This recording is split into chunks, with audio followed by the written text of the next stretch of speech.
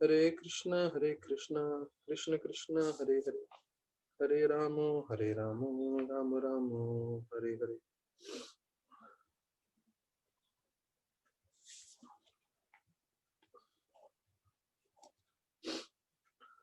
तो सभी भक्तों का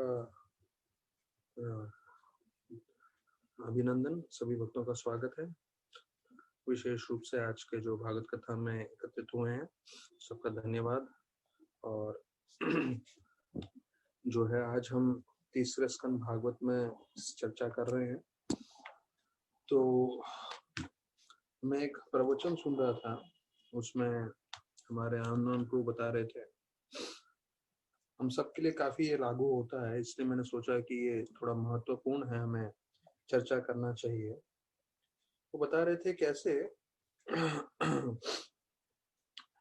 हम सबको जो है जीवन में आनंद चाहिए, सबको सुखी होना है, और सुखी होने के लिए जो है हम बहुत सारी चीजें करते हैं। और यहाँ तक कि हमें परिवार में सबने बताया हुआ है कि पहले हमें पढ़ाई करनी होती है। जैसे बच्चे होते हैं, मेरी बहन का लड़का भी 10वीं में है, तो पूरी तरह से उस पर जोर दिया जा रहा है कि भाई पढ़ाई करो, अच्छे से परसेंटेज लाओ, फिर आपको अच्छा कॉलेज मिलेगा, अच्छी पढ़ाई कराओगे तभी आप जो है सुखी रह पाओगे। तो पहले के जो हमारे शुरुआत के कई साल हैं, हम लोग भीषण रूप से पढ़ाई पढ़ाई पढ़ाई में लग जाते हैं। हनुमान प्रभु खुद अपना अनुभव बता रहे हैं कि मैं 23 साल की उम्र में मेरे पास 9 डिग्री थी। कितने डिग्री? 9 डिग्री। अभी मतलब एक तरह से काउंसलर के स्तर के डिवोटी हैं, और मटेरियली भी देखा जाए तो बहुत वो एकम्प्लिश्ड है, उन्होंने बहुत कुछ प्राप्त किया है। तो 23 साल की उम्र में उनके पास 9 डिग्री थी, जिसमें से एक डिग्री था जो उनको उसमें उसको गोल्ड मेडल मिला था 40 देशों के बीच में। मतलब जो 40 कंट्रीज है उसके अंदर ये फर्स्ट थे। कौन? हमारे आनंद प्रभु। तो इतना उन्होंने एजुकेशन प्राप्त कर लिया था कि एजुकेशन के हिसाब से देखा जाए तो उन्होंने बहुत जो है ऊंची सिद्धि प्राप्त कर ली। तो अभी ये धारणा था कि भाई इतना एजुकेशन कर लिया है तो अभी मैं खुश हो जाऊंगा। तो फिर वो जो परिवार वाले हैं, और उसमें हमारे माता पिता भी आते हैं, क्योंकि माता पिता भी यही बोलते हैं, भैया पढ़ाई कर पढ़ाई कर, पढ़ाई करेगा तो तू खुश हो जाएगा, तेरा जिंदगी बन जाएगा। तो उसके लिए वो पढ़ाई करते हैं हम लोग सब। तो उसके माता पिता ने भी यही बोला था, पढ़ाई करो पढ़ाई करो। तो उन्होंने किया जिंदगी भर, 23 साल तक, और फिर भी खुश नहीं थे वो। तो उनको बोला कि अरे तुम अभी नौकरी करो, नौकरी करोगे तो खुश हो जाओगे। तो इतना पढ़ाई करने का उद्देश्य क्या है कि आप नौकरी करो। तो उसको लगा ठीक है, अभी नौकरी करूंगा तो मैं खुश हो जाऊंगा। तो बहुत अच्छे कंपनी में जॉब मिला, बहुत अच्छा पगार मिला, और मतलब उनके पास धन बहुत था, तो मतलब अच्छा खासा सैलरी था, लेकिन फिर भी खुश नहीं थे वो। तो बोले अरे जब तक तुम शादी नहीं करोगे तब तक खुश नहीं होंगे। जो उसके रिश्तेदार थे, परिवार वाले सब बोले अरे शादी करने पे जो है असली संतुष्टि होती। तो शादी भी कर ली फिर उन्होंने, फिर भी खुशी नहीं है। तो बोले अरे तुम पिता जब तक नहीं बनोगे तब तक खुशी नहीं प्राप्त कर पाओगे। तो पिता भी बन गए, उनके जीवन में रघुनाथ भी आ गया, उसके बाद भी वो खुशी प्राप्त नहीं हुई। तो उन्होंने रिश्तेदारों को बोला अरे आपने बोला पढ़ाई करो, आपने बोला नौकरी करो, आपने बोला शादी करो, शादी करके जो है थोड़ी मौज मस्ती होती है वो करो, उसके बाद जो है पिता बनो, सब हो गया, लेकिन अभी भी मुझे खुशी प्राप्त नहीं हो रही है। मैं पूरी तरह से सब मुसीबतों से घिरा हुआ हूँ। शादी करने के बाद तो मेरी जिम्मेदारियां और बढ़ गई, और बेटा आने के बाद मेरी जिम्मेदारियां और बढ़ गई। तो आप लोग खुशी बोल रहे थे, मेरे को तो अभी तक खुशी मिला नहीं। तो फिर उनके रिश्तेदारों ने यही बोला, यही तो जिंदगी है, सब लोग ऐसे ही तो बिता रहे हैं जिंदगी, तुमको भी ऐसे ही बिताना है जिंदगी, इसी में ही खुशी ढूंढना है करके। तब उनको समझ में आया कि ये लोग सब खोखली बातें कर रहे हैं, ना इनके पास असली में आध्यात्म का ज्ञान है, ना असली में उनको पास भक्ति का बारे में कुछ मालूम है। बस यही चीज में जैसे पूरी दुनिया घूम रही है, उसी में हम लोग घूमते जा रहे हैं। तब जो है उनको समझ में आया कि भाई असली आनंद तो जब भक्ति में हम लोग लग जाते हैं, भक्ति करते हैं, तभी हम असली में खुश हो सकते हैं। तो अभी इन भागवतम के श्लोकों में भी हम वही देख रहे हैं कैसे एक भक्त जो है भौतिक चीजों से बच जाता है। तो उसके ऊपर बहुत विस्तार पूर्वक प्रभुपाद जी बता रहे हैं, तो हम लोग जब उन श्लोकों पर आएंगे तब चर्चा करेंगे। तो एक उदाहरण दे रहे थे कि एक करोड़पति का जो बेटा होता है वो अगर बोले कि नहीं, मुझे अपने पिताजी का जायदाद का कुछ नहीं चाहिए, मैं खुद मेहनत करूंगा, मैं खुद नौकरी करूंगा, मैं खुद पैसे कमाऊंगा और खुद अपने पैर पे खड़े हो जाऊंगा, तो बहुत मुश्किल है कोई सीधा बाहर जाएगा, मेहनत करेगा और फिर करोड़ों रुपए कमाए। नहीं, जो उसके पिताजी के पास है तो वो उनको जो है उन्होंने मेहनत करके बनाया होगा या उनके पिताजी से उनको मिला होगा। तो ये जो लड़का सोचता है 15-16 साल का, मुझे पिताजी का कुछ नहीं चाहिए, मैं खुद से मेहनत करूंगा और खुद से बनाऊंगा, तो वो बाहर जब मेहनत करने जाता है तो उसको मालूम चलता है कि भैया दिन भर मेहनत करोगे तो हाथ में थोड़ा सा पैसा आएगा और वो पैसे से आप मुश्किल से अपना घर चला लो, वही बड़ी बात हो जाती है, घर भी नहीं चला पाते हैं। हाँ, और घर लेना तो दूर की बात है। तब उसको समझ में आता है कि भाई इतना आसान नहीं है पैसा कमाना। तब वो अपने पिताजी के पास जाता है, पिताजी को बोलता है मेरे से भूल हो गई कि मैं जो है अलग से सोच रहा था मैं पैसा बना लूंगा, कुछ कर लूंगा, पर ये सब संभव नहीं है अभी आप ही मुझे आश्रय दीजिए। तो पिताजी जो है उसी वक्त उसको गले लगा लेते हैं, भूल जाते हैं कि क्या हुआ था पहले, क्योंकि उसका बेटा है, और तुरंत जो है उसको बोलते हैं अरे मेरा जो पूरा बिजनेस है, मेरा पूरा घर है, सब आप ही का तो है, और पूरा दे देता है। उसी प्रकार से कृष्ण भगवान बोल रहे हैं कि भाई आप इंद्र भोग करने के लिए इस भौतिक जगत में आए हो, कितना ही इंद्र भोग कर लो, आपको ये भौतिक जो है जगत बनाया ही नहीं है कि जिससे कोई जो है इंद्र भोग करके संतुष्ट हो सके। सब फ्रस्ट्रेटेड हो रहे हैं, फ्रस्ट्रेटेड हो रहे हैं। तो फ्रस्ट्रेशन इतना बढ़ जाता है कि उनको जो है इन्हीं चीजों में उनको लगता है कि इतना जो है तकलीफ भोगते भोगते भी उनको आनंद लगता है उसमें। भक्ति सिद्धांत सर ठाकुर इसका उदाहरण देते हैं कि उनके समय में जो राजा होते थे पहले समय में, अगर किसी को उनको दंडित करना होता था तो क्या करते थे, उसका सर पकड़ के बड़े पानी के जो एक सरोवर जैसा है या बड़े ऐसा ड्रम जैसा है उसमें घुसा देते थे उसका सर। तो कुछ समय में वो सांस नहीं ले पाता तो छटपटाता था। तो जैसे ही वो मर नहीं जाए तो उसका सर वापस से बाहर निकालते थे और कुछ 1 मिनट के लिए उसको सांस लेने देते थे और फिर से सर अंदर घुसा देते थे। तो जो 1 मिनट के लिए बाहर जो सांस ले रहा है, तो अगर वो नहीं लेगा तो मर जाएगा। तो भक्तिसिद्धांत ठाकुर बोले कि कभी कभी जो हमको थोड़ा समय आनंद मिलता है, वो आनंद क्या है? आनंद वही है कि हाँ उस समय मुझे तकलीफ नहीं हो रही है, मुझे दुख परेशानी नहीं हो रही है, तो यही आनंद है। तो ये भक्तिसिद्धांत ठाकुर उदाहरण दिए कि ये भौतिक जगत की परिस्थिति है, जब हमारी पिटाई नहीं हो रही है, जब हमारा हालत खराब नहीं हो रहा है, तो हम उसको आनंद मानते हैं, हम उसको खुशी मानते हैं। तो वास्तविक रूप में आप देखें गीता में जैसे बताया, अब ब्रह्मा भुवान लोका पुनरावृत माम उपेत्य तो कौनते पुनः जन्म न विद्यते। अर्थात अगर किसी में थोड़ी सी भी अक्ल है वो समझ जाएगा कृष्ण भगवान जिनके द्वारा ब्रह्मा जी ने पूरी सृष्टि का निर्माण किया है, वो स्पष्ट बता रहे हैं कि पूरे 14 लोकों में कहीं भी आनंद नहीं है। आप कहीं भी जन्म लोगे, वापस से आपको जन्म मृत्यु के चक्कर में घूमते रहोगे, आपके अच्छे कर्मों से ऊपर, बुरे कर्मों से नीचे। तो बोल रहे हैं कि असली में हमें समझना ये है कि भक्ति ही एक सही मार्ग है। भक्ति के बल पे ही हम अपना जीवन सार्थक कर सकते हैं। अब देखिए जैसे हम लोग यहाँ पे जूम के थ्रू कथा कर रहे हैं, जपा कर रहे हैं, तो वो खुद बता रहे थे कि जैसे ही मालूम चला कोरोना वायरस है और सब मंदिर वंदिर बंद हो गए थे, तो उन्होंने अपने सोसाइटी से परमिशन लिया, क्योंकि उनके बिल्डिंग में ही काफी भक्त लोग रहते हैं। तो मुरलीधर तो वो सामने रहते हैं और काफी उनके शिष्य जैसे लोग हैं जो उनके बिल्डिंग में रहते हैं। तो उन्होंने बोला कि हम लोग अपने घर में ये करेंगे, सब लोग मिलेंगे, तो आप परमिशन दीजिए। तो सोसाइटी ने परमिशन दिया, उनको बोला सोशल डिस्टेंसिंग के साथ आप मिल सकते हैं, कोई प्रॉब्लम नहीं है, कोई बाहर वाला नहीं आएगा अंदर, लेकिन आप लोग जो साथ में ही बिल्डिंग वाले हैं, तो एक एक मेंबर्स हैं, वो आप लोग मिल सकते हैं। तो वो आनंद प्रभु बता रहे थे मार्च का महीना है और अभी चल रहा है अभी अगस्त, तो कहते हैं रोज हम लोग 32 माला करते हैं सब भक्तगण मिलके सुबह को, और हर संडे को 64 माला करते हैं।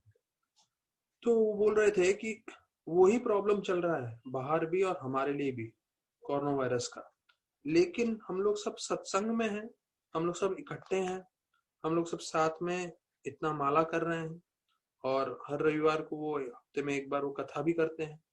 तो वो करने के कारण जो है हम लोग फिर भी जो है इतने तकलीफ में, इतने परेशान नहीं। अब यही चीज आप ध्यान रखिए, भागवत में भी वर्णन किया गया ताप त्रयो अन्मूलनम, कि जो भौतिक जगत के जो ताप होते हैं वो भक्तों को असर नहीं करते।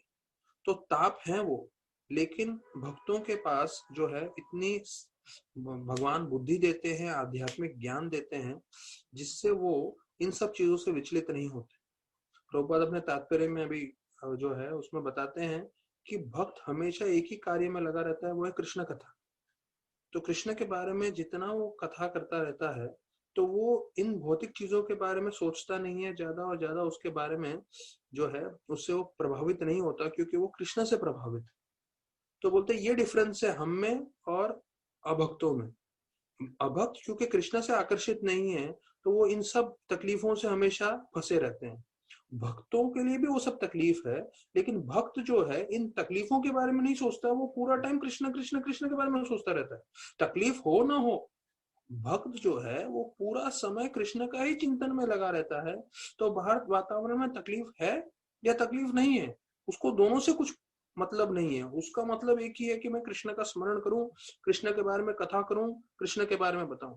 तो ये विचारधारा होने के कारण, ये भक्त की सोच होने के कारण वो बाहर की चीजों से प्रभावित नहीं होता। तो देखिए जैसे हम भक्तों को, जो हमारा ग्रुप है, जो कथा सुन रहे हैं, जो जपा कर रहे हैं, भले ही कोरोना वायरस चल रहा है पर हमें आश्रय मिल रहा है, वैसे ही ये दूसरा उदाहरण दिख रहा है, जो भक्त लोग एक साथ आ रहे हैं, जप कर रहे हैं, कथा सुन रहे हैं, तो उनको भी आश्रय मिल रहा है। तो ये वास्तविक रूप में आश्रय है हमें समझना है। और कृष्णानंद प्रभु एक उदाहरण देके बता रहे थे कि जब अल्जाइमर एक डिजीज होती है जिससे हम याददाश्त शक्ति भूल जाते हैं, और अपनी याददाश्त शक्ति भूल जाने के कारण अगर आप घर से बाहर निकल जाओ तो आप भूल जाओगे आप कौन हो, और क्योंकि आपको याददाश्त नहीं है आपकी, और फिर आपको वापस लाना बहुत मुश्किल हो जाता है। तो उसके लिए बताया जाता है नित्य रूप से रोज दवाई खाना जरूरी है।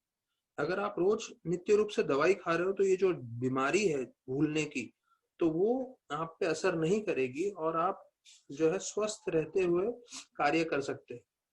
तो ये बता रहे थे कृष्णानंद प्रभु कि उसी प्रकार से हमें भक्तों को जानना है कि अगर हम किसी दिन भी अपना जो है जप या भागवत कथा जो श्रवण है या पढ़ाई है उसको नहीं करेंगे, तो ये बीमारी फिर से आ जाएगी बाहर, क्या है, भोग करने की।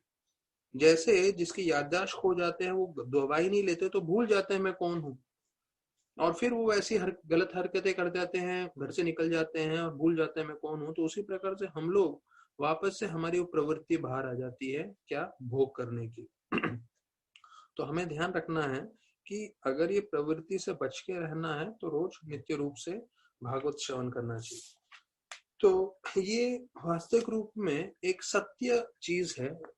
ऐसा नहीं कि मैं प्रवचन में सुन रहा हूँ और मुझे अच्छा लग रहा है, मैं आप लोग के साथ बांट रहा हूँ, बोल रहा हूँ आप लोग को, पर वास्तविक रूप में मैं भी इन सब चीजों से कन्विंस्ड हूँ। इस सब चीजें मैं पूरी तरह से एग्री करता हूँ कि हाँ, जो कृष्ण भक्ति करता है तो वो हमेशा जो है हर तरह के तकलीफे से और हर तरह की मुश्किल चीजों से वो बचा रहता है। तो अभी हम भागवतम में चर्चा कर रहे थे, तो हमने जो है देखे कि कैसे कपिल मुनि जो है माता देवहूति को कई जो है शिक्षण दे रहे हैं, और उसमें से उन्होंने उनको बताया कि जो है भक्ति सर्वोत्तम है। और जो हमने कल देखा 16, 17 और 18 श्लोक में कि कैसे जो है मन के क्या क्या गुण होते हैं, जो ऐसा व्यक्ति, ऐसा भक्त जो मुक्त हो चुका है, और मन हमारे बंधन का भी कारण है, मन हमारे मोक्ष का भी कारण है। तो एक हिंदी में कहावत है, मन चंगा कटोटी में गंगा। तो आपका मन कहाँ है उस पर बहुत निर्धारित होता है। इसलिए बोलते हैं प्रभुपाद, हमने नेक्टर ऑफ इंस्ट्रक्शन में बताते हैं रूप गोस्वामी ने दिया है कि भक्ति हमारे एटीट्यूड पे बहुत निर्भर करता है। एटीट्यूड मतलब हमारा सोच क्या है। अगर हमारा सोच ये है कि हम हर परिस्थिति में भी भक्ति करना चाहते हैं, हर परिस्थिति में भी हल ढूंढना चाहते हैं, हर परिस्थिति में भी हम कृतज्ञ रहना चाहते हैं, तो ये आपका स्वभाव है, ये आपका एटीट्यूड है। और ऐसे भक्त जिनका ऐसा स्वभाव है वो हमेशा प्रगति कर सकते हैं। लेकिन अगर हमारा स्वभाव भक्त होते हुए भी, हाँ, अगर आप 16 माला कर रहे हैं तो 16 माला करना ये निर्धारित नहीं करता है कि आप हमेशा आनंद में रहेंगे, हम हमेशा सुखी रहेंगे। क्योंकि अगर आपका स्वभाव ये है 16 माला करने के बाद भी कि मुझे दोष ढूंढना है, ये ठीक नहीं है, वो ठीक नहीं है, इसका कंप्लेन करना है, उसका कंप्लेन करना है, हाँ, शिकायत करनी है, नाराजगी बताना है और कृतज्ञ नहीं होना है, तो इतना ये होगा तो फिर आप जो है किसी भी परिस्थिति में हमेशा तकलीफ में रहोगे, दुखी रहोगे। तो ये भक्त को जानना है कि अपना जो है स्वभाव हमें जो है पॉजिटिव करना बहुत जरूरी है। और पॉजिटिव करते हुए हमें समझना चाहिए कि हम कैसे कृतज्ञ हैं। जैसे राधानाथ महाराज बताते हैं, स्तो कृष्ण प्रभु जो पहले ब्रह्मचारी थे फिर गृहस्थ बने और उनको पुत्री हुई थी, मुश्किल से 6 महीने की होगी या उससे भी कम, और तब उनको कैंसर हो गया था, एडिनोकार्सिनोमा कैंसर, और वो भयंकर रूप से पूरे शरीर में फैल रहा था और मानो 6 महीने में वो जाने वाले थे। तो उनके पास जो है वो हम बोल सकते थे, अरे ये भगवान ने मेरे साथ जास्ती की, मैंने इतनी भक्ति की और मेरे को कैंसर दे दिया, मेरी जवान बीवी है, मैं भी जवान हूँ और मेरी छोटी बेटी अभी पैदा हुई है। और ऐसा बोलते हुए जो है वो जो है कंप्लेन कर सकते थे, दुखी हो सकते थे और मतलब हो सकता था वो ऐसा व्यवहार कर सकते थे। लेकिन उनका व्यवहार क्या था, महाराज बताते हैं कि वो कृतज्ञ थे। वो ये कृतज्ञ थे कि मेरी योग्यता नहीं थी मुझे जो है इस्कॉन के साथ जुड़ने की, मेरी योग्यता नहीं थी मुझे महामंत्र और भागवतम मिलना, तो मुझे ये सब मिला है, इसलिए मैं बहुत ही कृतज्ञ हूँ और मैं बहुत ही खुश हूँ कि मुझे ये सब चीजें मिली। तो वो इस परिस्थिति में जब उनको इतना दर्द हो रहा था, वो मुझे स्वयं बोले कि ये जो कैंसर का दर्द है, कोई पीछे से जो है तलवार घुसा रहा है पीठ में, इतना पेन हो रहा है, इसलिए उनको मॉर्फिन देना पड़ता था, पेन किलर मेडिसिन। तो इतना दर्द हो रहा था उनको, लेकिन वो बोल रहे थे कि ऐसे समय में भी वो बहुत आनंदित थे क्योंकि वो कृतज्ञ थे कि मुझे इतना सब मिला है। तो भक्ति के जीवन में अगर हम इस पे ध्यान दें हमें क्या क्या मिला है, तो हम हमेशा संतुष्ट रहेंगे। अगर हम इस पे ध्यान देते रहेंगे कि मुझे ये नहीं मिला, ये ठीक नहीं है, वो ठीक नहीं है, तो जीवन भर हम दुखी रहेंगे, परेशान रहेंगे। तो हमने देखा कृष्ण भगवान जो ब्राह्मण से मिलते हैं, जिस ब्राह्मण को रुक्मणी माता ने भेजा था, तो कृष्ण भगवान उनको यही चीज बोलते हैं, आप संतुष्ट है कि नहीं। अगर आप संतुष्ट हैं तो आप हर अवस्था में सुखी रहेंगे, और अगर आप संतुष्ट नहीं हैं तो आपको इंद्रलोक, जहां इंद्र राजा है, उनका पूरा पदवी दे देंगे और इंद्र का पूरा स्वर्ग लोक का आपको निवास देंगे, तब भी आप संतुष्ट नहीं रहोगे। तो हमें संतुष्ट रहना चाहिए और मेहनत तो अवश्य करना चाहिए, आध्यात्मिक रूप से, भौतिक रूप से, लेकिन संतुष्टि हमारे लिए बहुत जरूरी है।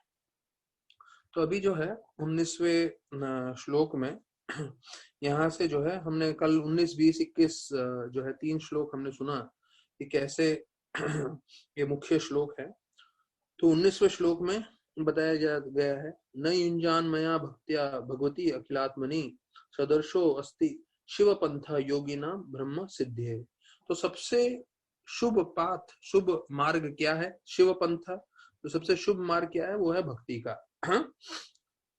भक्तिया स युंजान मानया भक्तिया, भक्तिया मतलब भक्ति करना भगवान कृष्ण का।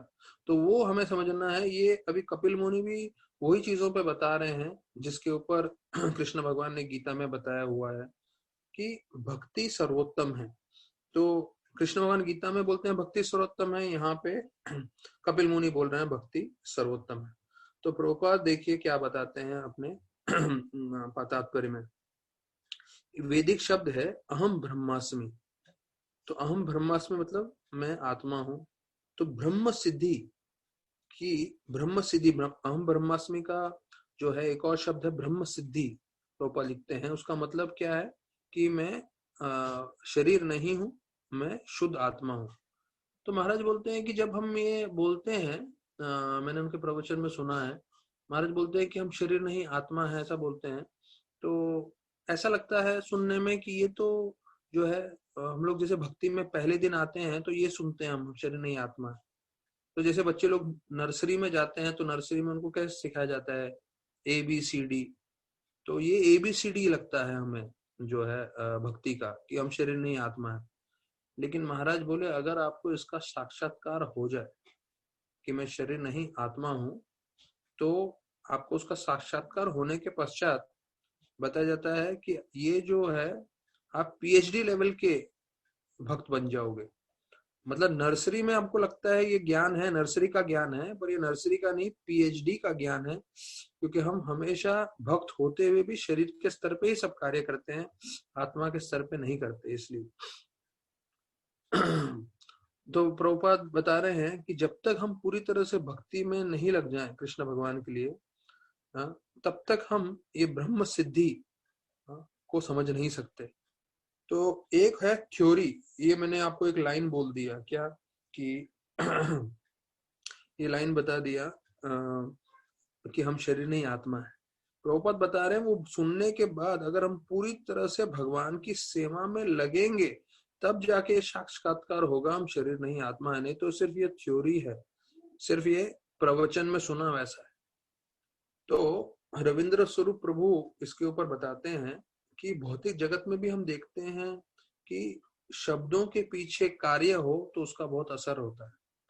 हाँ, तो जैसे हम लोग जैसे बोलते हैं भगवान के बारे में वर्णन करते हैं कि भगवान का नाम और भगवान दोनों समान है, अभिन्न नाम नामित्व।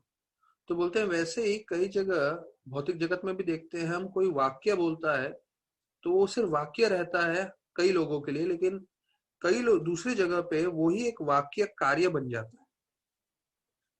मतलब शब्द जो है पूरी तरह से कार्य में बदल जाते हैं। उदाहरण दे रहे थे, अगर मैं किसी को बोल दूं कि हाँ जो है आपको 20 साल कैद, जेल में आप कैद में हो, कैद आपको मिलेगा, तो मेरे बोलने से कुछ फर्क नहीं पड़ेगा। लेकिन अगर कोई हाई कोर्ट का जज किसी ने गलती की है, उधर वहां पे बैठ के सब एडवोकेट के सामने सब उसमें वो बोलता है आपको 20 साल आपको कैद मिलेगा, तो उनके शब्द जो है तुरंत कार्य में बदल जाते हैं, उस व्यक्ति को जेल खाने में 20 साल तक रख दिया जाएगा। तो रविंद्र स्वरूप बता रहे थे कि कैसे हमारे शब्द से भी कार्य बन सकते हैं, शब्द से बदलाव होके वो एक कार्य में जो है पूरा उसका निरूपण हो सकता है। उसी प्रकार से भगवान और भगवान का नाम जो है अभिन्न है। तो आध्यात्मिक स्तर पे जब भी हम भगवान का नाम लेते हैं या जैसे हम भागवत पाठ कर रहे हैं तो हम जो है साक्षात भगवान के संग में हैं। तो प्रभुपाद बता रहे हैं, ये 19वां श्लोक है कि भक्ति इतना शक्तिशाली है कि अगर हमारी सेवा भाव सही होगी तो हमें सब कुछ ज्ञान प्राप्त हो जाएगा। तो देखिए डिवोशनल भक्ति मतलब डिवोशन नहीं, भक्ति का मतलब है, प्रभुपाद अनुवाद करते हैं डिवोशनल सर्विस। सर्विस मतलब सेवा भाव। तो कई भक्त होते हैं जो ज्यादा प्रवचन नहीं देते, ज्यादा कुछ दिखते नहीं है सामने, लेकिन उनमें इतनी सेवा भाव इतना उत्तम रहता है कि भगवान ऐसे भक्तों को जो है संपूर्ण रूप से आध्यात्म का ज्ञान दे देते हैं और उनको जो है प्रगति में पूरी तरह से मदद करते हैं। तो यहाँ पे बता रहे हैं कि सिर्फ हमारा सेवा भाव पे सब कुछ हमें जो है भगवान बता देंगे। तो सेवा करने का हमारा यहाँ पे वापस से वही शब्द आ रहा है, सर्विस एटीट्यूड। एटीट्यूड मतलब आपका स्वभाव, आपका विचार। तो आपका ऐसा स्वभाव होना चाहिए कि आप ज्यादा से ज्यादा सेवा करें। जब आप उस रूप में सेवा करेंगे, आपका वो स्वभाव रहेगा, तो बताया जाता है आपको भक्ति के बारे में ज्यादा चिंता करने की आवश्यकता नहीं है। जो है आपको बहुत कुछ अपने आप रिवील हो जाएगा। तो हम लोग सब इस भक्ति के मार्ग में लगे हुए हैं, और आप निश्चिंत रहिए, भगवान आपको मार्गदर्शन करने के लिए रुके हुए हैं। हो सकता है आपके गुरु में टूटियां हो सकता है हम में इतनी टूटियां हैं, लेकिन हम जब भी प्रामाणिकता से भक्ति कर रहे हैं, आप देखिए भगवान का हस्ताक्षेप होता है और भगवान हमें मार्गदर्शन करते हैं आगे बढ़ने के लिए। तो ये बार बार बताया गया है, भगवान स्वयं बोलते हैं ददामि बुद्धि योगम तम, और भक्त भी अपने जीवन में देख रहे हैं और कैसे जो है कृष्ण भगवान हमें मार्गदर्शन करते हैं। और ये जो मार्ग है, इसको सबसे शुभ माना गया है शिव पंथ। हमने कल चर्चा किया, शिव मतलब ऑस्पिशियस, शिव मतलब शुभ, तो भगवान शिव को भी शुभ बताया जाता है। और ये शिव पंथ है, ये मार्ग सबसे शुभ है, सबसे उत्तम है, वो बताया गया है। अभी 20वां श्लोक, प्रसंगाम आजरम पाशम आत्मनम कवयो विदु स एव साधुसो कृतो मोक्ष द्वारम अपावृतम। तो इसमें बताया गया है, हमने कल भी चर्चा किया और मैंने बताया, जैसे गोपाल कृष्ण महाराज जिन्होंने 50 साल से ऊपर जो है भक्ति में लगे हुए हैं और इतने समय से जीबीसी हैं, तो उनको अपने गुरु उनके व्यास पूजा के दिन उन्होंने पूरे भागवत में से ये श्लोक चुना और सभी भक्तों को बता रहे थे अपने व्यास पूजा के दिन कि कैसे अगर हम साधु का संग करेंगे, वो साधु का संग हमारे मुक्ति का कारण बनेगा, और अगर हम भौतिकवादी लोगों का संग करेंगे, वो संग हमारे भौतिक जगत में बंधन का कारण बनेगा। ये देखिए बहुत जो है स्पष्ट रूप से बताया गया है कि हमें किसका संग करना चाहिए। तो अभी हम जैसे लॉकडाउन में हैं, तो लॉकडाउन में भी आप किसका संग कर रहे हो? ये हमारे पास गैजेट्स हैं, इंटरनेट है, और इस इंटरनेट और गैजेट्स के द्वारा अगर हम भक्तों का संग कर रहे हैं तो हमारा मुक्ति का कारण बनेगा। अगर हम इसके द्वारा अभक्तों का संग कर रहे हैं, इंद्र भोग कर रहे हैं, तो वो हमारे बंधन का कारण बनेगा। तो भक्तों के साथ प्रॉब्लम ये होता है कि वो भक्ति करते हैं, लेकिन क्योंकि इतना भक्ति में स्वाद नहीं है और भक्ति में इतनी तीव्रता नहीं है, इसलिए बाकी समय दूसरे सब कार्य भी करते रहते हैं। जो उन्होंने भक्ति में जो प्रगति की है, वो वापस से उनको नीचे लाता है। तो हम सभी भक्तों को मेहनत करना चाहिए कि हमारा मन एकाग्र करके हम सिर्फ कृष्ण के बारे में सोचें और सेवा करें और परिवार का ध्यान रखें और इंद्र तृप्ति की चीजों में कम से कम मन लगाएं। अभी देखिए, ये प्रभुपाद का तात्पर्य बहुत महत्वपूर्ण है, क्योंकि पहला चीज तो ये बताया हमें कि हम भक्तों का संग करना चाहिए। तो यहाँ पे वो संग मतलब आसक्ति के लिए भी बताया गया है। हाँ, प्रसंगाम मतलब आसक्ति। तो प्रभुपाद पहला चीज बोलते हैं, आप अपने जीवन में आसक्ति को नहीं मार सकते। देखिए, आप आसक्ति को अंत नहीं कर सकते, वो सिर्फ आप आसक्ति को यहां से उस तरफ, इस तरफ से उस तरफ या दूसरी ओर बदल सकते हो। मतलब हम सबके हृदय में जो है किसी न किसी से आसक्त होने की इच्छा है और उसको आप मार नहीं सकते, आप उसको बंद नहीं कर सकते, प्रभुपाद लिख रहे हैं। लेकिन आप गलत लोग के आसक्त होने से अच्छा हमें कृष्ण के भक्तों से आसक्त होना चाहिए, तो हमारी आसक्ति प्रामाणिक है। तो देखिए, प्रभुपाद जो आचार्य हैं कितना स्पष्ट बता रहे हैं, कितना क्लैरिटी से बता रहे हैं इसको कि हमारे सबके मन में आसक्ति है और वो आसक्ति हम भौतिक लोगों की तरफ लगा देंगे तो हमारा जीवन नष्ट हो जाएगा, भले ही वो हमारे रिश्तेदार ही क्यों ना हो। जरा ध्यान रखिए इस बात को, क्योंकि जब भी हमारे रिश्तेदार होते हैं तो हमको लगता है अरे इनसे तो हमें बहुत बात करना चाहिए, ये तो हमारे परिवार वाले हैं। लेकिन देखिए, उनसे बात करने के बाद आपका मन कृष्ण की ओर ज्यादा आकर्षित हो रहा है या जितना आकर्षण था वो कम हो गया है? अगर कम हो गया है तो आपको समझना चाहिए कि हाँ, रिश्ता बनाए रखना है, हमें उनको सम्मान देना है, हो सके तो प्रेम देना है, लेकिन उसके लिए अपना भक्ति का आपको नुकसान नहीं करना चाहिए, क्योंकि जीवन का लक्ष्य है भक्तों से आसक्त होना और भक्तों से आसक्त होते हुए जो है अपना भक्ति का वर्धन करना। तो प्रभुपाद लिखते हैं कि जीव की जो स्वभाव है उसको किसी ना किसी से तो आसक्त होना ही है। और प्रभुपाद लिखते हैं कि जब अगर वो भक्तों से आसक्त नहीं होगा या उसके कोई परिवार वाले नहीं होंगे तो वो अपनी आसक्ति कुत्ते और बिल्लियों के साथ बना देता है। तो अभी हम देखते हैं अमेरिका में सबसे ज्यादा लोग पेट्स रखते हैं, कुत्ते रखते हैं। और अभी यही कल्चर भारत में भी आते जा रहा है और भारत में भी लोगों को आसक्ति कुत्तों से ज्यादा होती जा रही है। और ये कितना खतरनाक है। मैंने एक आर्टिकल पढ़ा था, ये तो बहुत साल पहले की बात है, न्यूज़पेपर में, जिसमें लिखा था, जो ऑथर है उन्होंने, कि कुत्ते बिल्लियों से आसक्ति कितनी अच्छी है। और उन्होंने कम से कम अष्टकम लिखे थे, 8 पॉइंट्स बताए थे कि कुत्ते बिल्ली से आसक्ति आप रखोगे तो आपका जीवन कितना अच्छा हो सकता है। तो उसमें बोलते हैं कि ये लोग अहेतु की प्रेम करते हैं जानवर, उनकी कोई हेतु नहीं होती, तो आपको जो शुद्ध प्रेम चाहिए था वो कुत्ते से मिलेगा आपको। देखिए मतलब जब आपको आध्यात्मिक ज्ञान न हो तो बुद्धि भ्रष्ट हो जाती है। तो उनकी तो बुद्धि भ्रष्ट है ही है, वो पूरी दुनिया की बुद्धि भ्रष्ट करने के लिए अखबार में ऐसे आर्टिकल भी डाल रहे हैं कि शुद्ध प्रेम आपको कुत्ते से मिलेगा। यहाँ पे हम लोग रोज इतना मेहनत कर रहे हैं शुद्ध प्रेम कृष्ण की ओर जोड़ने के लिए, और ये लोग बोल रहे हैं कुत्ते से मिलेगा आपको शुद्ध प्रेम। फिर बोलते हैं अगर किसी परिवार में पति या पत्नी का देहांत हो जाता है तो वो जो दूसरा व्यक्ति है वो बहुत एकांत में चला जाता है, लेकिन अगर घर में कुत्ता हो बिल्ली हो तो उससे प्रेम करता रहेगा तो इतना एकांत में नहीं जाएगा। और ऐसे करते हुए उसने जो है बहुत सारे फायदे बताए थे। तो मैं सोच रहा हूँ कि जो जिन लोगों को आध्यात्मिक ज्ञान नहीं है और वो लोग ऐसा कुत्ता पाल के रखेंगे और उससे आसक्ति बनाए रखेंगे और मृत्यु के समय अपने कुत्ते के बारे में सोचेंगे तो निश्चित रूप से अगला जन्म कुत्ते का मिलेगा उनको। तो देखिए ये होता है, अगर आपको आध्यात्मिक ज्ञान न हो तो आप किस दिशा में चले जाते हो।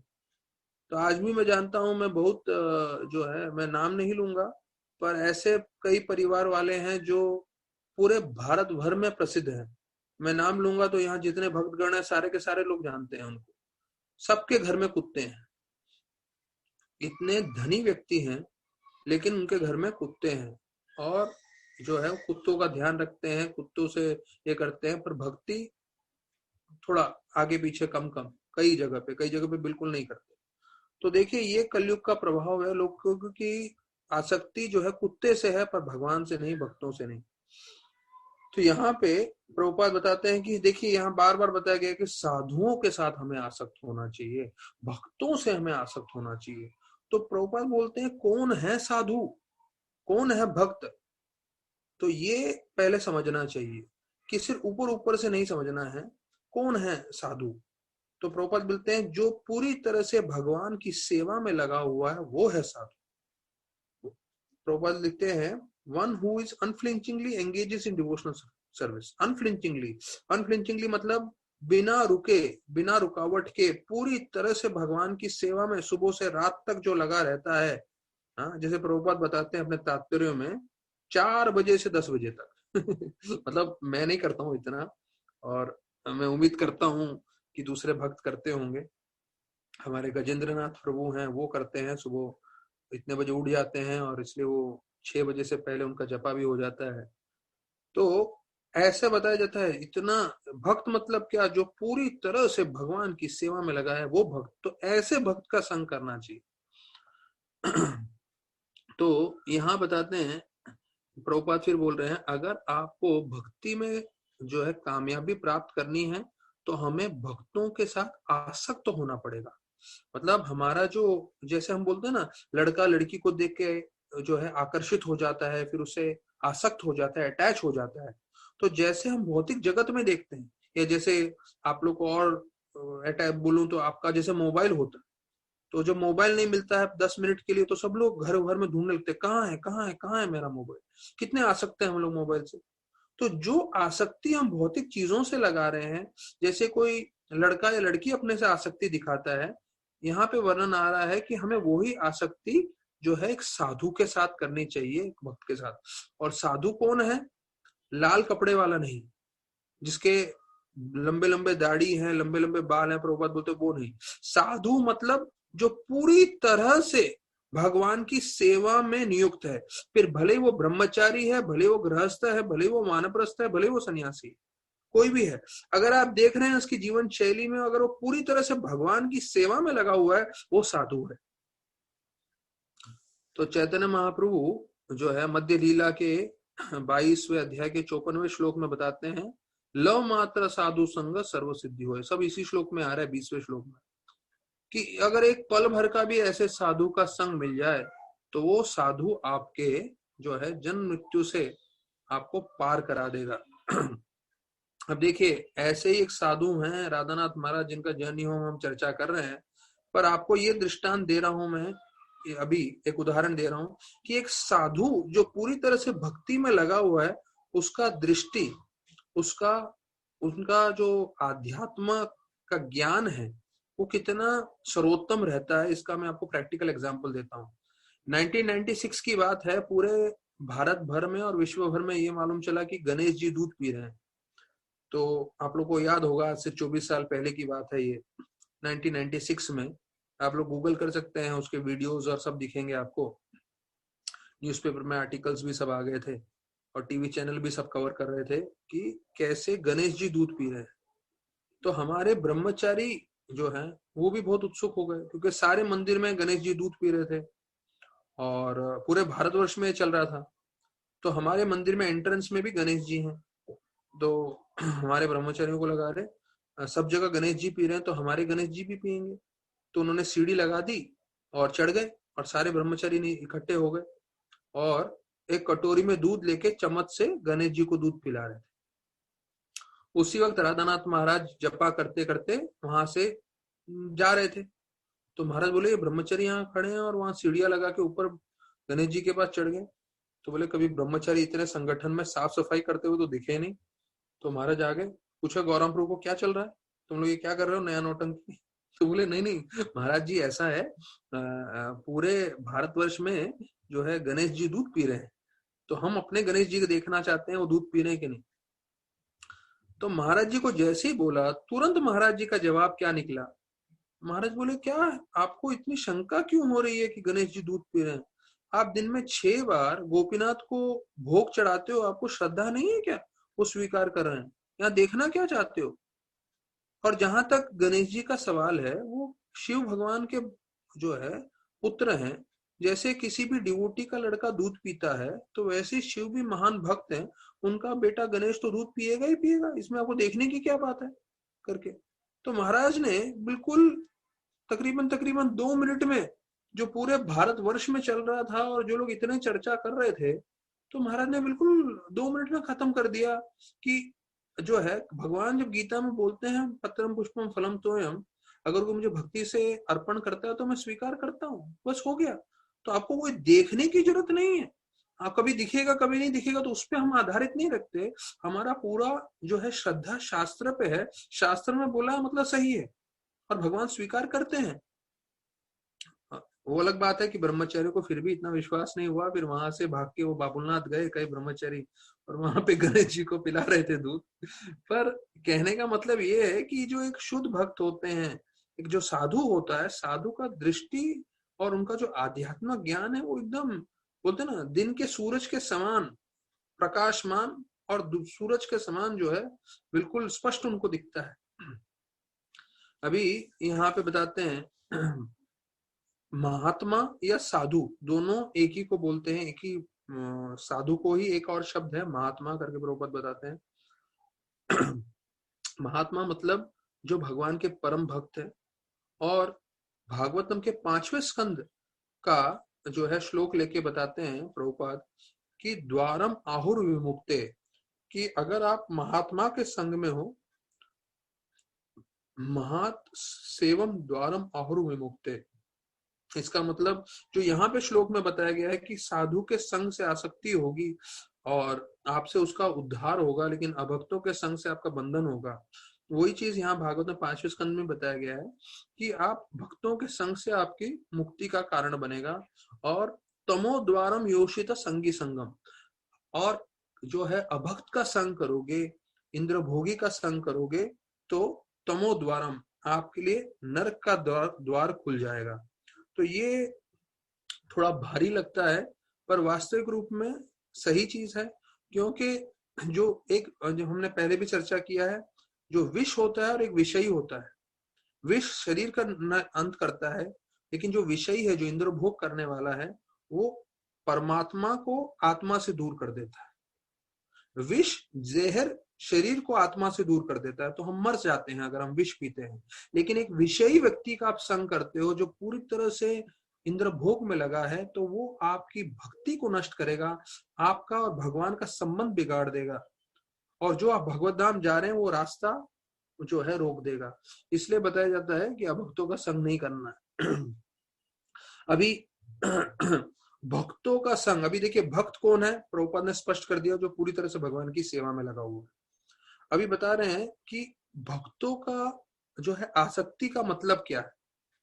भक्तों का आसक्ति का मतलब है attachment to a devotees, attachment to the service of the lord. आप भक्तों से आसक्त हो रहे हैं, इसका मतलब क्या, आप भगवान की सेवा से आसक्त हो रहे हैं। क्योंकि आप जैसे साधु के संग में जाओगे तो वो आपको प्रेरणा देगा कि आप भक्त बनो, भगवान की सेवा करो। तो देखिए प्रभुपाद स्टेप बाय स्टेप चीजें बता रहे हैं। पहला चीज ये बताया कि भाई साधुओं के संग से हमारी मुक्ति होगी। दूसरा स्टेप बताया साधु कौन है, साधु वो है जो पूरी तरह से भगवान की सेवा में लगा है। तीसरा स्टेप में बता रहे हैं कि जब हम साधु का संग कर रहे हैं तो उसमें हमारे में क्या परिवर्तन आना चाहिए। हमारे में ये परिवर्तन आना चाहिए कि हमें भगवान की सेवा करने की जो है इच्छा बढ़नी चाहिए, और हमें जो है वास्तविक रूप में हम भगवान की सेवा हमें ज्यादा करना चाहिए, भक्तों की सेवा ज्यादा करना चाहिए। ये जो है असली साधु संग है। और प्रभुपाद बोलते हैं these are the gifts of a sadhu. साधु के तरफ से अगर आपको कोई भेंट चाहिए तो साधु आपको क्या भेंट दे सकता है, आपको जो है प्रामाणिक रूप से भक्त बना सकता है, आपको ज्यादा भगवान की सेवा में लगा सकता है, आपको ज्यादा भगवान के श्रवण कीर्तन में और वैष्णव की सेवा में नियुक्त कर सकता है। ये एक साधु के असली भेंट है, असली गिफ्ट है। तो if we want to associate with a sadhu, we cannot expect him to give us instructions on how to improve material condition. तो ये ध्यान रखिए, प्रभुपाद लिख रहे हैं साधु के संग में ये मत सोचिए कि भाई मेरी भौतिक जीवन मेरा अच्छा हो जाए, हाँ मैं ज्यादा धन कमा सकूं, मेरा विवाह हो जाए, मेरे को पुत्र प्राप्ति हो, या मेरे को नौकरी लग जाए। नहीं, साधु का मतलब ये नहीं है। साधु का मतलब ये है कि आपको भक्ति में आगे बढ़ाएंगे, ये साधु का मतलब है। आपकी भौतिक आसक्ति पूरा काट देंगे, जिससे आप भक्ति में प्रगति कर सकते हैं। तो मैं चाहूंगा कि भक्तगण जो है इस श्लोक को मार्क कर लें, जो 20वां श्लोक है, काफी इंपॉर्टेंट है। इसमें बहुत सारी चीजें प्रभुपाद ने बताई है।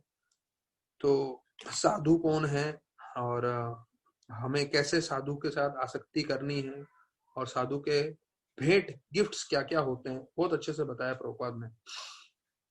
मतलब ये ऐसे श्लोक हैं, शायद एक ही श्लोक पे हम जो है पूरा प्रवचन कर सकते हैं, इतने मुख्य श्लोक हैं ये। अभी हम जो है 21वें श्लोक पे आ जाते हैं।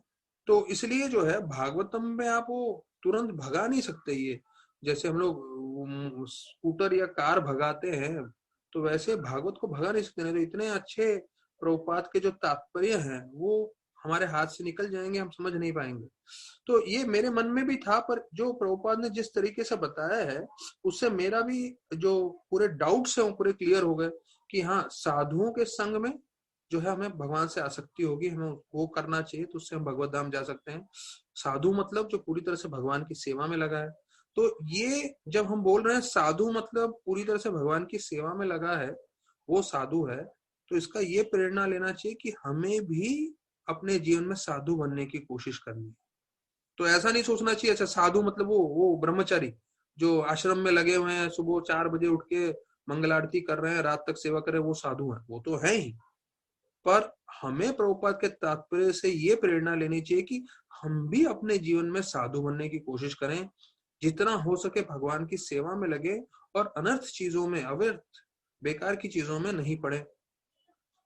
तो फिर बताते हैं साधु जो भेंट देता है वो है असली भेंट में कि हम कृष्ण भक्ति में प्रगति कर सके, श्रवण कीर्तन में लगे, भगवान और वैष्णव की सेवा में लग सके, ये साधु का भेंट है। और अगर हम इसकी तरफ आसक्ति नहीं होंगे तो कुत्ते बिल्लियों से हमारी आसक्ति हो जाएगी, जो हम पूरी दुनिया में देख रहे हैं। तो प्रभुपाद बोलते थे अगर आप गॉड से अटैच नहीं हो जाओगे तो गॉड के उल्टा डॉग, डीओजी, उससे आपकी आसक्ति हो जाएगी। तो अभी 21वें श्लोक में हमने सुना है कि कैसे एक ऐसे महान भक्त जो साधु है, जो महात्मा है, उनके लक्षण बता रहे हैं। तितिक्षा कारुणिका सुहृद सर्वदेहिना अजात शत्रुवत् शांता साधु भूषणा। तो ये है आभूषण, ये है गहने। जो साधु होता है वो हमेशा इन गहनों से, हमेशा उनका जो है वो लक्षण उनको दिखते हैं, ये सब जो है उनके गुण दिखते हैं। कौन से गुण हैं ये? तितिक्षा मतलब सहनशील रहते हैं, कृपालु रहते हैं, सबसे मित्रता रखते हैं, और सभी जीवों के साथ सर्वदेही नाम मैत्रिता वो उसका सबसे बताते हैं। उनका कोई दुश्मन नहीं होता, मतलब वो किसी के दुश्मन नहीं होते, उनके दुश्मन होंगे पर वो किसी के दुश्मन नहीं है, और हमेशा शांत रहते हैं। तो ये सब मतलब हमारे लिए भी प्रश्न है, क्योंकि प्रश्न है मतलब हमें भी इन सब गुणों को बढ़ावा देने के लिए हमें मेहनत करना है। और अगर आप देख रहे हो कि भाई हम जो है शांत नहीं है, हम किसी से दुश्मनी कर रहे हैं, हाँ, हम कृपालु नहीं हैं, सहनशील नहीं हैं, हम मित्र नहीं हैं सभी लोगों के, तो ये सब गुण को हमें बढ़ाने की कोशिश करनी चाहिए। हो सकता है हम सब में किसी में 10%, किसी में 40%, किसी में 80% ये सब गुण होंगे, पर जिस भी स्तर पे है हमें और इन गुणों को बढ़ाना है। साधव का शब्द का मतलब है जो शास्त्रों के नियम के हिसाब से जीवन व्यतीत करता है। तो अगर हम कुछ कार्य कर रहे हैं तो हमें मन में एक सेकंड प्रश्न पूछना चाहिए, शास्त्रों में इसकी अनुमति दी गई है? अगर हाँ तो मैं करूंगा, अगर ना तो नहीं करूंगा।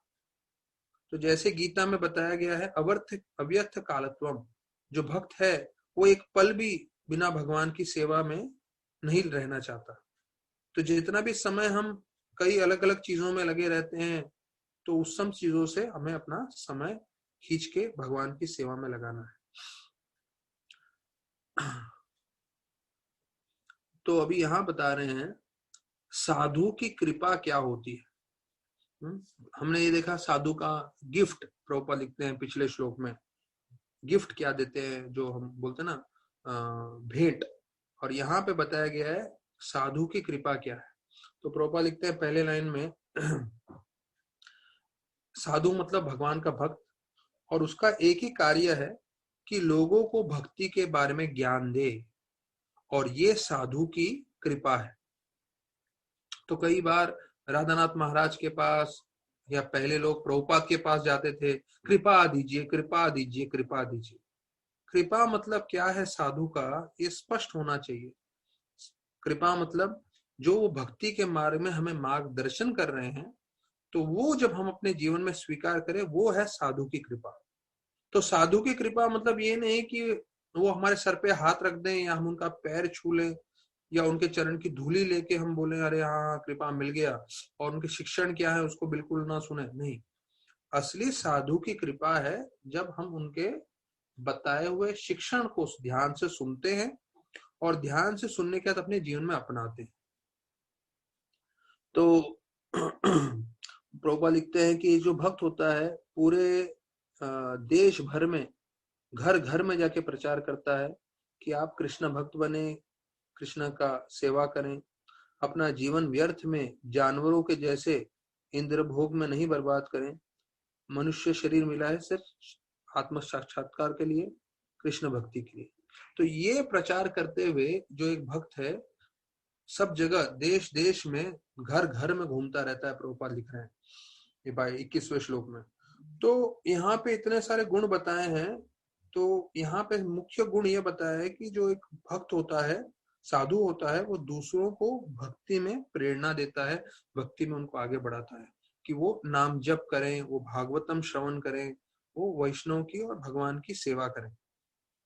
तो अगर ये चीज अगर हम सीख रहे हैं तो हम साधु की कृपा प्राप्त कर रहे हैं। और अगर ये चीज नहीं सीख रहे हैं तो जी कितना भी समय आप साधु के साथ रहिए, लेकिन अगर ये आपके जो है ये जो बोलते हैं टीचिंग्स या ये शिक्षण अगर हम अपने हृदय में नहीं उतार रहे हैं तो कोई इसका ज्यादा लाभ नहीं होगा। तो फिर बताते हैं कि कैसे सहनशील होते हैं भक्त। तो अभी मैं आपको सहनशील पे आऊं उससे पहले एक आपको चीज बताऊं कि हम वातावरण को अपने वश में नहीं कर सकते। जो बाहर दुनिया में चल रहा है हम उसको कंट्रोल नहीं कर सकते। तो अंग्रेजी में बोलते हैं we can not control circumstances, अर्थात बाहर जो भी हो रहा है या लोग जो भी सोच रहे हैं जो भी बोल रहे हैं हम उसको वश में नहीं कर सकते। लेकिन क्या वश में कर सकते हैं? हमारी चेतना। We can not control the circumstances but we can control our consciousness. मतलब बाहर के लोग हमारे साथ कैसे आदान प्रदान कर रहे हैं हम हमारा उस पे कोई वश नहीं है। कोरोना वायरस पे हमारा वश नहीं है, बाहर की दुनिया पे हमारा कोई वश नहीं है। हमारा वश किस पे है? हमारी चेतना पे। तो जितना हम कृष्ण भावनामृत रह के अपनी चेतना शुद्ध करके चलेंगे तो अवश्य हमारा कल्याण होगा। तो भले ही वातावरण प्रदूषित हो पर हम प्रदूषित नहीं होंगे, क्योंकि हम अपनी चेतना को प्रदूषित होने नहीं दे रहे हैं। तो यहाँ पे आगे बता रहे हैं कि सहनशील होना बहुत जरूरी है एक साधु के लिए, क्योंकि जब भी कोई भक्ति का प्रचार करने जाता है तो लोग उनको अभिनंदन नहीं करते, उनका वो दुर्व्यवहार ही उनके साथ करते हैं। तो अधिकांश लोग जो है भक्ति उनको अच्छा नहीं लगता और ये उनकी बीमारी है, प्रभुपाद बोलते हैं। जैसे किसी को अभी कोरोना वायरस का बीमारी चल रहा है, तो जब बीमारी होती है तो स्पेशली आपको मालूम है कोरोना वायरस में कैसे गवर्नमेंट वाले लोग उठा के ही लेके जाते हैं। तो कोई जिद करके बोले नहीं नहीं मुझे नहीं जाना है, तो वो क्या करेगा? अपना मृत्यु का कारण बनेगा और उसके कारण दूसरे लोगों को भी बीमारी फैलेगी और वो भी मृत्यु के घाट उतरेंगे। तो भौतिक जगत में ऐसा ही चल रहा है। भौतिक जगत में सब इंद्र भोग में लगे हुए हैं और उनको ये बात मालूम भी नहीं है कि इंद्र भोग में हम पूरी तरह से लगे हैं और जीवन में भक्ति करना है। ये उनकी बीमारी है। तो एक साधु जो है वो ऐसा कार्य करता है जिसका कोई धन्यवाद उसे नहीं बोलता, लेकिन वो जो है हमेशा भक्ति के बारे में लोगों को बताता रहता है। तो प्रभुपाद उदाहरण दे रहे हैं कई भक्तों का जिन पे आक्रमण हुआ था। बोलते हैं जीसस क्राइस्ट से उनको पूरी तरह से मार दिया गया और मतलब किले पे उनको जो है चढ़ा दिया गया था मार के। फिर हरिदास ठाकुर हैं जिनको 22 जो है 22 मार्केट में जो है ले जाके मारा गया। और चैतन्य महाप्रभु के जो सबसे मुख्य पार्षद है नित्यानंद प्रभु, उनपे जगाई मधाई ने आक्रमण किया, उनको मारा। तो प्रभुपाद ये सब उदाहरण दे रहे हैं कि कैसे प्रचार करना इतना आसान नहीं है। जब आप प्रचार करने जाते हो तो लोगों की ये बीमारी है, दिन भर न्यूज चैनल देखेंगे, दिन भर जो है इंद्र भोग की सब चीजें देखेंगे, लेकिन भगवान की कथा नहीं सुनेंगे, भगवान का नाम जप नहीं करेंगे। तो ये बीमारी है, प्रभुपाद बता रहे हैं। तो प्रभुपाद बताते हैं कि जो प्रामाणिक साधु होता है वो सिर्फ मनुष्य का ही कल्याण नहीं करता, वो जानवरों के प्रति भी उसका उतना ही प्रेम रहता है। यहाँ तक कि प्रभुपाद लिखते हैं कुत्ते बिल्ली और पेड़ों के प्रति भी उतना ही प्रेम रखता है।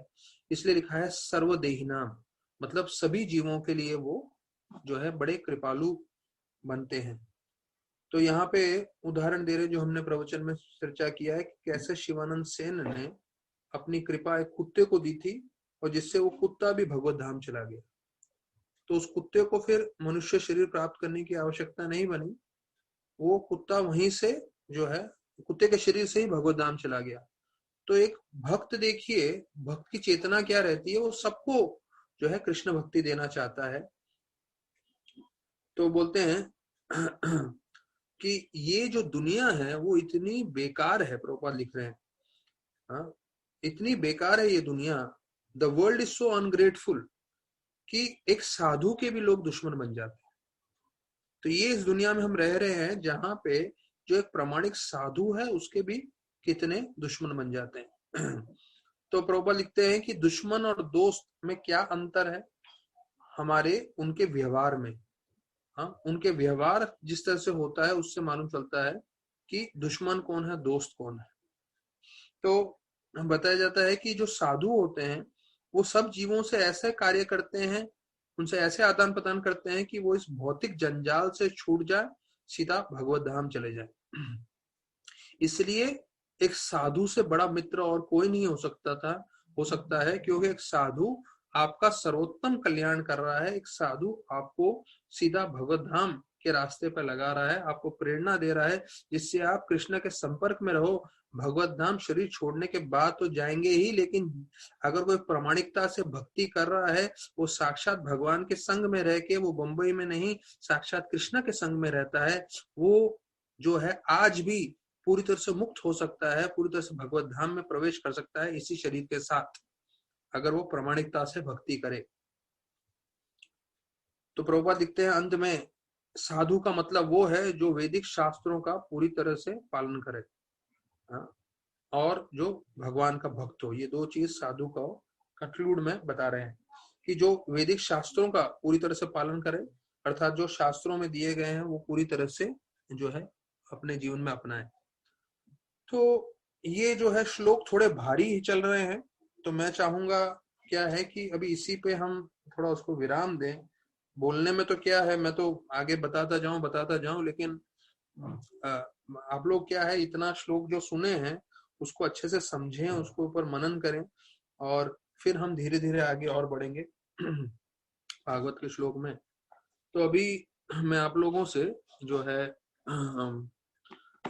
भागवतम के दूसरे पहलू में, जहाँ गजेंद्र मोक्ष की कहानी है, उसके बारे में थोड़ा वर्णन करता हूँ और आप लोग को बताता हूँ कि कैसे हमने गजेंद्र मोक्ष की कहानी तो सुनी है, हमें मालूम है कैसे गजेंद्र जो है उसको मगरमच्छ ने पकड़ा था और फिर विष्णु भगवान उनका उद्धार किए थे।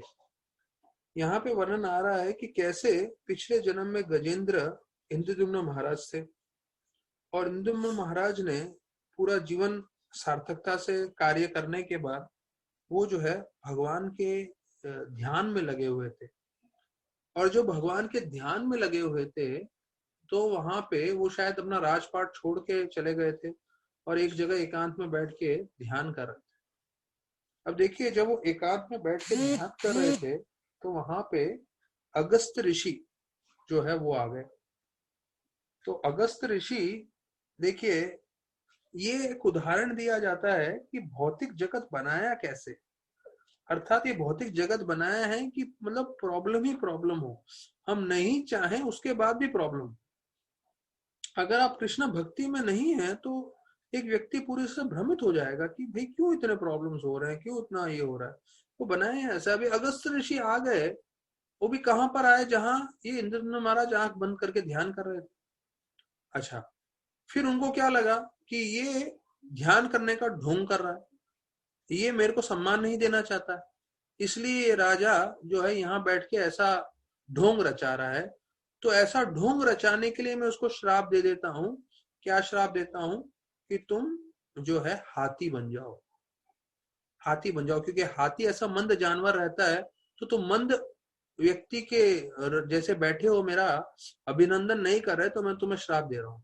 अभी देखिए इंद्रद्युम्न महाराज की क्या गलती है, वो तो आराम से बैठ के भगवान पे ध्यान करके बैठे हैं, पर उनपे जो है अगस्त ऋषि सामने से आके श्राप दे देते हैं उनको। और भी क्या श्राप देते हैं, सीधा हाथी बन जाओ, मतलब बद्ध जीव में आपका जन्म हो। ये भौतिक जगत है। आप नहीं भी चाहोगे तब भी आपके जीवन में प्रॉब्लम आएंगे ही आएंगे, आप कुछ नहीं कर सकते इसके बाद। तो आप एक ही चीज कर सकते हैं, वो है भक्ति। तो देखिए, इसका उदाहरण दिया जाता है कि अगर आपके जीवन में कुछ भी आ रहा है, जैसे अभी पूरे वातावरण में ये चल रहा है, सब चीज को भगवान का प्रसाद समझना चाहिए। तो प्रसाद मतलब जो है भगवान की कृपा। तो जो भी हमारे जीवन में आ रहा है वो प्रसाद है, भगवान की कृपा है, ये समझना चाहिए। तो यहाँ पे बताया जाता है अभी इस श्लोक में, जहाँ पे ये वर्णन किया गया है कि कैसे इन्होंने इनको श्राप मिला। तो अभी श्राप मिलने के बाद देखिए कैसा उनका प्रतिक्रिया है। अभी आज मैं चाहता हूं भक्तगण जिन्होंने अभी तक सुना है, अगर ये जो प्रतिक्रिया है अगर हम अपने जीवन में अपना लेंगे तो इसमें अष्टकम है, 8 शिक्षण है। अगर पेपर पेन पे आप लिख लेंगे और ये शिक्षण आप अपने जीवन में पालन करेंगे तो किसी भी समय अपने जीवन में आप जो है दुखी नहीं रहोगे। और इस 8 चीजों को पालन करने से आप भगवत धाम प्रवेश कर सकते हो। तो प्रभुपाद जी सिर्फ एक तात्पर्य में 8वें स्कंद में ये सारी चीजें बताते हैं। अब परिस्थिति ऐसा है, बिना किसी कारण के इंद्रदुम्न महाराज को अगस्त ऋषि ने श्राप दे दिया है, और भी श्राप ऐसा कि हाथी बने अगले जीवन में। उसके बाद उनका प्रतिकार जो है वो हमें ध्यान से समझना है। तो ये 8 प्रतिकार है, 8 उनका मतलब जो सोच है, जो विचार है, जो प्रभुपाद स्पष्ट कर रहे हैं, वो हम सबको अपने जीवन में अपनाना है। पहला जो भी हमारे जीवन में हो रहा है वो भगवान की इच्छा है। हाँ, जो भी हमारे जीवन में हो रहा है वो भगवान की इच्छा है।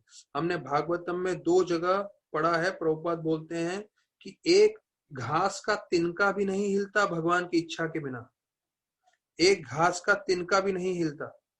अर्थात जो भी हमारे जीवन में हो रहा है, यहां तक कि ये कोरोना वायरस हो रहा है, पहला ये भगवान की इच्छा है। क्यों भगवान की इच्छा है? क्योंकि जीवों ने इतनी तरह से भक्षण किया है, प्रकृति को अलग अलग तरह से भोग करने की कोशिश की है, तो उसका प्रतिकार मिल रहा है, उसका रिएक्शन उनको मिल रहा है। तो निश्चित रूप से भगवान का कुछ लेना देना नहीं है इन सब चीजों से, लेकिन भगवान की सुकृति के कारण ही ये कार्य हुआ है। तो पहला, जो भी कुछ हमारे जीवन में हो रहा है वो भगवान की इच्छा है। दूसरा, जो भी हमारे जीवन में हो रहा है वो भगवान का आशीर्वाद है। अब ये थोड़ा भारी है, इच्छा तो पहले समझ में आ गया, अभी आप बोले यार भगवान की इच्छा है, भगवान का आशीर्वाद है, ऐसे कैसे? और पहले स्कंद आप भागवतम में देखेंगे तो नारद मुनि का पिछला जीवन बतलाते हैं, कैसे 5 साल के बच्चे थे और वो और उनकी माँ सारे भक्ति वेदांत भक्तों की सेवा करते थे और उनका उच्छिष्ट जो है वो बालक प्राप्त करते थे और उनकी सेवा में लगे थे माँ और पुत्र। तो जब वो बालक 5 साल के थे, उनकी माँ को सर्प ने काट दिया। इतना सेवा करने के बाद, इतना होने के बाद क्या देखा उन्होंने कि उनकी माँ का मृत्यु हो गया सिर्फ 5 साल की उम्र में। अगर किसी बच्चे की माँ 5 साल में चली जाती है तो आप इसको भगवान का आशीर्वाद कैसे बोल सकते हो? लेकिन भागवत बताता है कि जो होता है भगवान की इच्छा से होता है और ये भगवान का आशीर्वाद है। क्यों आशीर्वाद है? क्योंकि उसके बाद वो बालक जो है, अलग अलग जगह पे हमने पाठ किया था, वो जाते हैं और भगवान पे ध्यान करते हैं और पूरी तरह से साक्षरता प्राप्त करके जो है वो अपना जीवन सार्थक करके अगले जन्म में नारद मुनि बनते हैं। तो भले ही ऐसा लगे कि वो बालक जो 5 साल का था उसकी माँ का मृत्यु हो गया, वो ठीक नहीं था, पर ये आशीर्वाद था बालक के लिए भी, माता के लिए भी।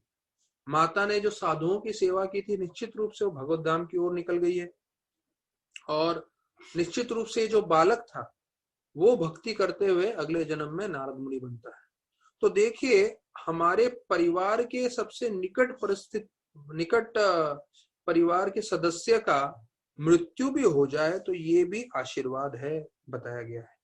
पहला भगवान की इच्छा, दूसरा आशीर्वाद, तीसरा ये भक्त सोचता है कि ये मेरे पूर्व जन्म के पाप हैं जिसके कारण मेरे जीवन में ये सब हादसा हो रहा है या बुरा हो रहा है।